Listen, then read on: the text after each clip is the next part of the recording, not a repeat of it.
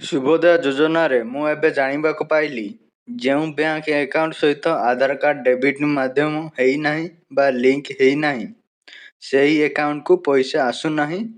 ଆପଣଙ୍କର ଯଦି ଆକାଉଣ୍ଟ ସହିତ ଆଧାର ଡେବିଟ୍ ମାଧ୍ୟମ ନାହିଁ ତାହେଲେ ଆପଣ ଆକାଉଣ୍ଟକୁ ପଇସା ଆସିବ ନାହିଁ।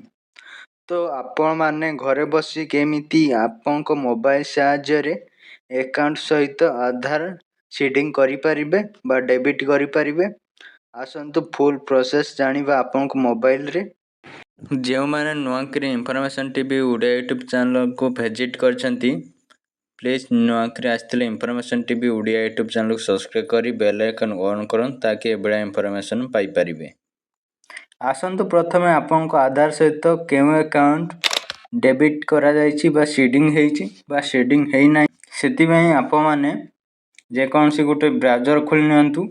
खोल साइला पर सर्च बार रे टाइप कर दियंतु माई आधार लॉगिन आधार। सर्च कर साइला पर जे ऑप्शन आसे फास्ट लिंक पर क्लिक कर नियंतु।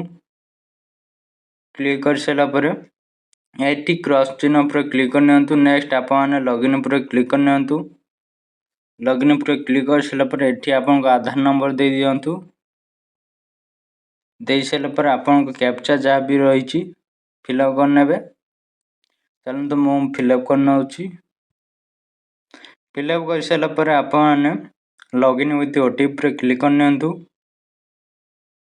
क्लिक कर साइला पर आपन को अपेक्षा करबा पड़बो ओटीपी आसीबा पई।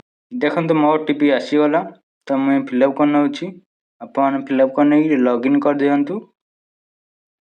लॉगिन कर साइला पर फोन क्रॉस पर क्लिक कर दियंतु। नेक्स्ट आपन स्क्रॉल करंतु तळकू बैंक सीडिंग स्टेटस आपन ता पर क्लिक कर नेबे। क्लिक कर साइला पर आपन एटी शो होथो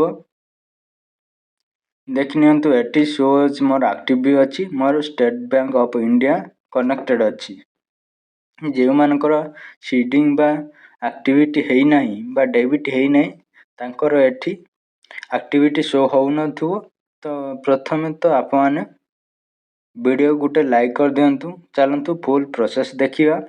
माने जे कोनस ब्राउजर दे खोल नेबे तो आपनकर एनपीसीआई टाइप कर नेबे। टाइप कर साला परे सर्च कर नेबे। सर्च कर साला पर आपन एठी फास्ट लिंक पर क्लिक कर नेबे। क्लिक करला साला पर आपन को एडी साइड रे शो होथबो। आपन एठी कस्टमर ऊपर क्लिक कर नेबे। तो को स्क्रॉल करिवे एडी देखंतु भारत आधार सेंडिंग एनेबल ए पर क्लिक कर नेबे।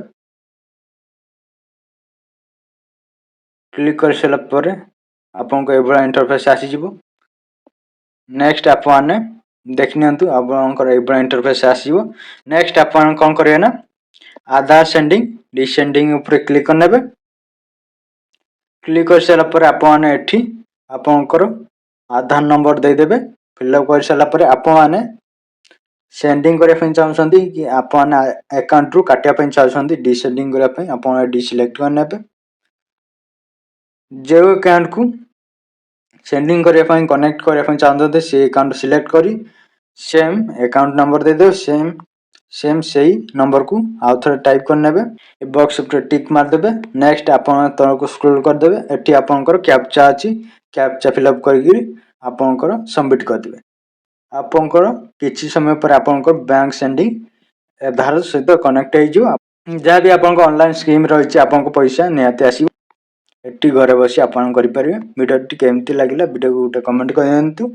आपन कोन प्रॉब्लम अछि आपन कमेंट करंतु सेही विषय रे हम नवा वीडियो नै कि आसीबा। आज पई एतिकी आसंता वीडियो रे देखाबा।